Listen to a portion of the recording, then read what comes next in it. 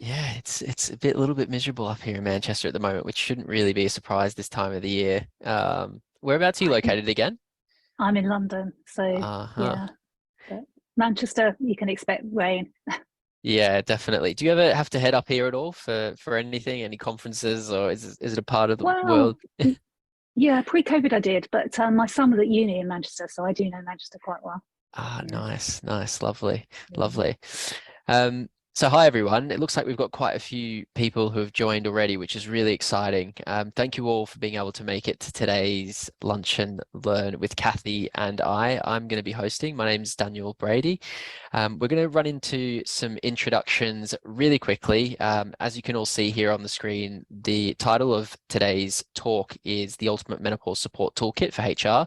So Kathy and I are really hoping, but mostly Kathy, to give you loads of valuable insights that hopefully can teach you and educate you a little bit more about menopause, but also shed some insights on some of the work and insights that we're seeing happening across the UK and around the world at the moment when it comes to tackling menopause within the workplace. So one thing I did want to throw out there and make sure is that we want this to be as interactive as possible. We've got Kathy here. She's an absolute genius when it comes to this stuff. So would feel free to throw any questions in the chat. I want to try and leave 10 minutes towards the back end of this so we can dive into those questions and help out as much as we possibly can. So with that in mind, I can see we've got quite a few people here already, Kathy, so would love to quickly jump into an introduction of you, if that's okay. Sure. Straight over to you. Um, Thanks. And yeah, I'm really pleased you invited questions. And I will just say that if they're that hard, then I'm going to throw them back to you, Dan. So, Okay. I'll try my best, but just have to preface, I'm not an expert. so I'm Kathy Abernethy. I'm the Chief Nursing Officer and Director of Menopause Services at PEPI. So I'm a clinician first and foremost, and I've put together all of the PEPI clinical information around the service that we offer through employers. My background, well, I ran an NHS menopause clinic for over 30 years, and I still pay my dues to the NHS. I haven't lost me completely. I sit on the NICE guideline group, which is a professional standards committee. I still do that for the NHS. And also I'm part of a group at the moment with NHS England who are trying to look at optimising the care of people in the NHS for menopause as well. So I'm still keep my hand in, as it were, with the NHS. Professionally, menopause is all that I do. And some people might think, how on earth can you spend your whole working life doing menopause? But I do. I support professionals. I work in here at PEPI, and I also do a lot of education. So I'm often described, Dan, as an enthusiast for menopause, and I think that's probably a good description. Definitely, definitely. And you've got the book to prove it. Yes, thank you. So first, I just wanted to kick off, Kathy, with a quote that we had come through here, which is, I was at a complete loss and my confidence at an all-time low. Um, is this something that we hear frequently from people that you speak to who are going through menopause or entering to that stage of their life? How common is this? Do you know, I wish it wasn't, but sadly it is all too common that people come to us. And when I was in the NHS, it was exactly the same. They come seeking help very often because they have got to the end of their tether. And that's, they've tried to do things, all sorts of things. They've Googled, they've tried to get all the information, they've bought books and so on. But actually, they've not been able to get that one-to-one help that they need as an individual. And yes, unfortunately, the symptoms associated with the menopause do sometimes drive people to feeling as bad as this suggests. Hmm. Yeah, that's unfortunate. So I imagine a lot of people today have potentially joined. Some of you may already know about menopause. If you're anything like me, 6 months ago, I just joined Peppy and I didn't know anything about it. So Kathy really wanted to give you the opportunity to explain to everyone what menopause is, because there's so much information out there and we'd love to hear from you. Thank you. And I would say to you, and Dan, don't be surprised if you don't know much about menopause when you join Peppy, because actually, even those of us that go through it are not prepared for it. Nobody tells us about the menopause when we're at school. Nobody educates us. Until recently, there's been no health promotional materials around. So it's been really difficult to find out actually what is the menopause. But strictly speaking, it is just simply when your periods stop. And if that's all it was, most people would be very happy with it, because who doesn't mind saying goodbye to periods? But it's because the menopause, which usually happens around 45 to 55, is accompanied by what we call the perimenopause. So the months or sometimes the years either side of the period stopping is the perimenopause, and that's when people start to get these symptoms. And we'll talk about that in a moment, but some of those symptoms can be quite disturbing and quite disruptive to life, and they can go on a long time for some people, even years in some circumstances. And we always think of the menopause as affecting a sort of stereotypical middle-aged woman, but actually we need to remember that 1% of people will go through the menopause under the age of 40, and 1 in 1,000 under the age of 30. So it's not around a specific age. And it won't necessarily either be your stereotypical woman. It could be somebody who doesn't identify as a woman. It could be a trans man, a non-binary person. And so that stereotype that we have of who might be presenting with menopause issues really needs to be put aside. Yeah, definitely. I had no idea that there was a percentage of people in their 30s that could experience these symptoms. That's completely new to me. Yeah, and even younger than that. I mean, there are what are called young menopause clinics in the UK, and they can have 16, 17-year-olds. So people go into puberty and then straight into menopause. So you can have menopause at any age. Wow. Okay. So yeah, you were just touching on there some of the symptoms, and these are some of the physical symptoms that I guess the most common ones. Would that be fair to say, Kathy? Yeah, the most prevalent is the top one, flushes and sweats. And I guess if you were going to ask anybody and ask our audience today, what are the most classic menopause symptoms, that's the ones that they would identify. That feeling of heat that Hmm. people get, which can be quite disturbing. And there's only so many layers you can sometimes take off, and so it can be really quite disturbing to have these flushes and sweats. But some of these other symptoms might take people by surprise because joint pains, palpitations, dry mouth, people don't always correlate that with their hormones. And so it can be very confusing sometimes, and people don't always put the jigsaw together to Hmm. realize that these symptoms that they're experiencing could even be related to menopause. Yeah, yeah, definitely. And like yeah, like you said, there's so many different health conditions, I guess, that could be tied into some of these things, which stresses the importance of, I guess speaking to someone and getting an understanding of where some of these symptoms might be coming from. That's the physical side of things. And then on the other side, Kathy, the mental symptoms that you can expect to see. Could you just talk us through some of these? Yeah, sure. So you're right. Those physical symptoms, perhaps particularly the flushes, are a bit more well recognized.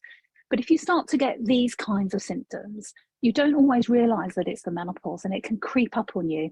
And sometimes these symptoms are the first ones to occur. So you might start to get things like memory loss, not able to recall the words quite as quickly as you could.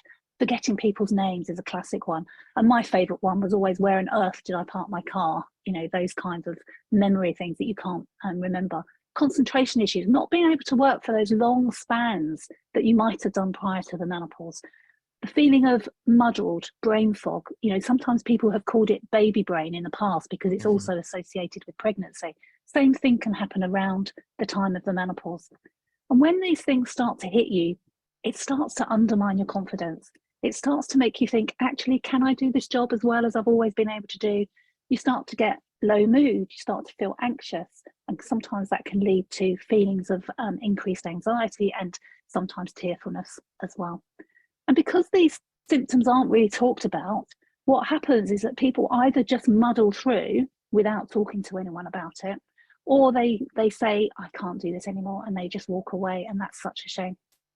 Yeah, I imagine that could be an absolutely huge impact on somebody who is, at one stage in their life very confident in their work, and then all of a sudden starting to experience some of these symptoms and having that loss of confidence. I remember one of your colleagues, one of the menopause practitioners here at Peppy, telling me a story when I joined of a woman who was a really confident speaker. She often spoke on stage in front of large crowds, and she started experiencing some of these symptoms, and it really knocked her confidence up to the point where she had to sometimes cancel speaking engagements because it was a little bit too overwhelming. So it sounds like it can have a massive impact to all different people. Yeah, absolutely. And people public facing as well. If you've got a public facing Hmm. job, you can sometimes undermine your confidence. Sometimes you have to do jobs which you have to be very quick thinking.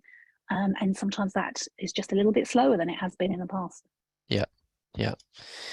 So I imagine there's quite a few factors that play into this, not not one person is the same, I would suspect. So we've got some, different things here that I guess can influence people's symptoms. And I imagine also that there are certain things that you can do to improve those symptoms. So could you just talk us through some of those factors that are at play when it comes to exacerbating menopause or potentially, putting it at bay potentially? Yeah, certainly. And when you see some of the headlines in the media around menopause, and you can't have avoided the fact that menopause is all over the media at the moment. Sometimes the things that they're talking about are actually more related to life than to menopause, or sometimes to other stresses as well. And those stresses that occur in our lives will not only worsen our symptoms, but also the symptoms can worsen those stresses. So, as an example, if you are at work, it may well be that your work environment is worsening your menopause symptoms. But equally, your menopause symptoms may be the influence that's making your job difficult. So it is a balance to know which is influencing which. The way that we live our lives, we all know what we should be doing, managing our weight, not smoking, not drinking alcohol to excess, doing regular exercise. That's really hard when you're absolutely exhausted with menopause symptoms all the time and feel as if you are just gritting your teeth and managing to hold on by your fingertips, if you like. And the support that you have around you, if you've got more support around you, maybe you can talk about your symptoms. Maybe you can explore strategies and ways of dealing with those symptoms, particularly at work. But if there is no support and there's no pathway to actually think about how you can make those changes, then it just exacerbates it and makes it worse for you. And we all come with our own beliefs, cultures, attitudes towards both menopause and to aging. And so those things, whether we feel open enough to talk about the menopause, for example, whether we feel that the menopause is a sign of an aging that we want to try and turn back the clock, those kinds of things will all influence the way that we feel as we go through menopause and also the way that we experience menopause symptoms. Yeah, absolutely. That's a huge consideration. And we are thankfully, starting to see so many employers begin to support menopause, which is super exciting. It's in the news. There isn't a week that goes by at the moment where we don't see a new news article about menopause, and it's great to see getting the attention and focus it deserves. One of the stats that does stand out to me on here, Kathy, which I'm sure you're more than familiar with, is the 1 in 4 will consider leaving their job because of their menopause symptoms, and unfortunately 1 in 10 actually do. Quite a shocking statistic, and I know there's some other statistics on here which are also quite stark, but I had no idea that it impacted the workforce that much. It's really interesting, isn't it? Because as you say, it's been in the media, and it's been in the media even just today. If you turn on the news today, it's about menopause as well, with the Nicola Bulley case that we've seen all over the papers. Why do people leave their job? Well, sometimes it's because they are just not able to address the symptoms that they're experiencing, and everything becomes very heavy weight for them. And so they start to think, actually, maybe first of all, maybe it's easier to phone in sick than it is to actually address the symptoms with my manager. That's the first thing. Secondly, is it easier to just reduce my hours, or maybe not go for that promotion that I could have done? Maybe I'll just stay where I am for the time being. Maybe not considering changing their job and actually broadening their experience and gaining more experience. That too can be squashed a little as people go through the menopause. And it is true to say that the menopause, when it comes at the typical time, which is at midlife, it is a time when people are often reevaluating their life as well. So some of these people will be leaving their work for reasons other than the menopause, in the same way that we know that men at midlife also sometimes reevaluate.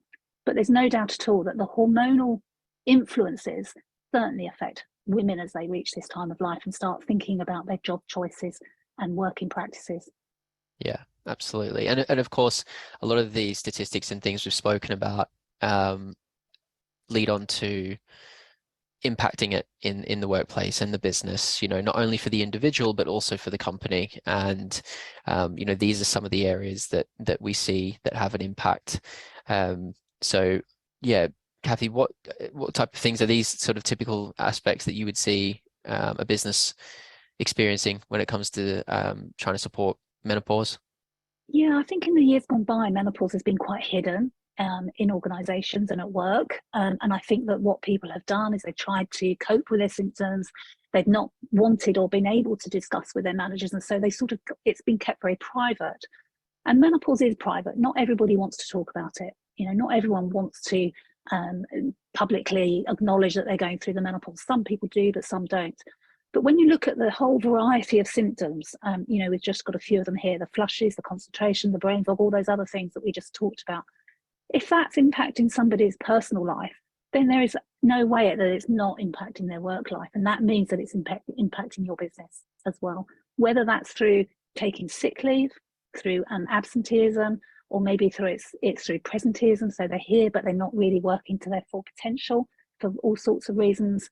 Maybe they're thinking about leaving the business, but they haven't actually spoken to anybody about it because, there's nowhere to address it. There's no pathway of support. How do you go about broaching that conversation? Even something as simple as flexible working, which, flexible working has been in the workplace for a long, long time, but not usually in relation to menopause. So that can be quite difficult as well. And surveys around menopause in the workplace clearly show that for those people who do want to talk about it and change some of their working practices, not always easy to do. Managers don't always understand the changes that can occur. There's not always pathways of support, and it can be quite difficult to access. Yeah, just on the working arrangement and the flexibility, are there some quick wins that you've seen businesses implement that can really help improve the life of someone who might be experiencing menopause and enable them to get through that journey far easier without having such an impact on productivity and their general well-being at work? I think it's important to not label menopause as a women's issue, because Mm-hmm. actually it affects everybody in a business.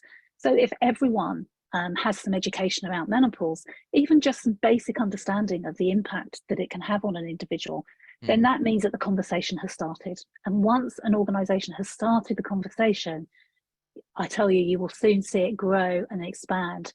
And different networks will take over. People will start to say, well, we need to do this, we need to do that. Maybe a survey of staff to see what they need. It may be as simple as having a menopause champion in the business, so that they can start to lead and direct some of the way that the support is going.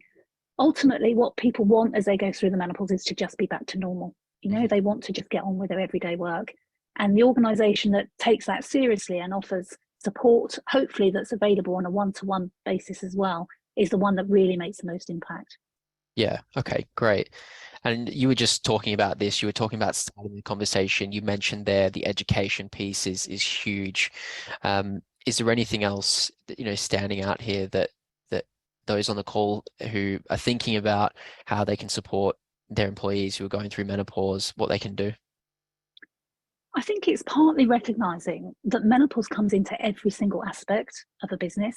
It's a little bit like mental health was a few years ago. We suddenly realised that mental health affects all of us, not those that have got difficulties with mental health. So menopause is a natural event as well. It's going to affect everybody who has been born with ovaries and is going to age. The ovaries will stop working eventually. So we can slot it in all over the place. We can slot it into our mandatory training around diversity, equity and inclusion. We can think about it when we're doing manual handling training, uniform considerations. We can ask our staff, what would you like? And I think a lot of companies who've done that survey are quite surprised at how simple changes can make a big difference to people. And then finally, it is helping people to have an easily recognisable pathway of support, from accessing good evidence-based information to finally actually talking to an expert about their situation.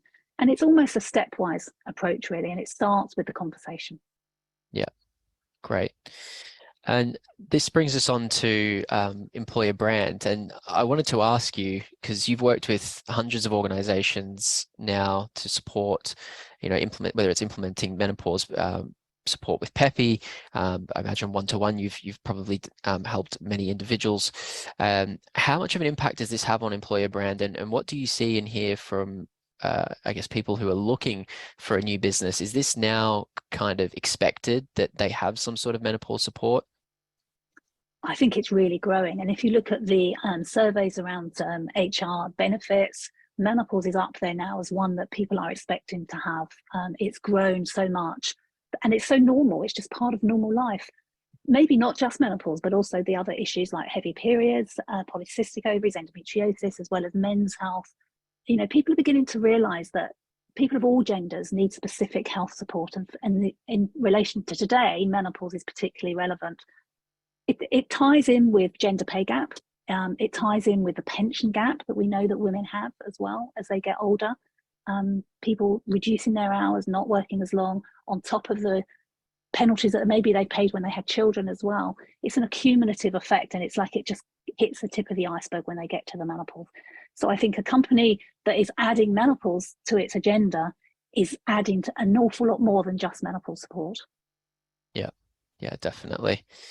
And I just wanted to highlight very quickly, I mean, there are quite a number of ways, Kathy, that we see organizations approach menopause support. And this by no means is the extensive list, but just some of the main things that we see organizations do. A menopause policy, among many other things, is one of the first steps that a lot of businesses do to really put their stake in the ground and say, you know, we're taking this seriously. We're putting a policy in place to really show our employees and, you know, the external facing business world that we're going to take it seriously.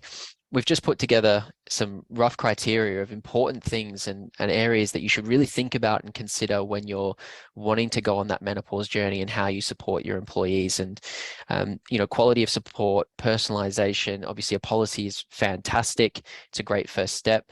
The next step on from that is how can your employees think about getting the support that they need and when they need it.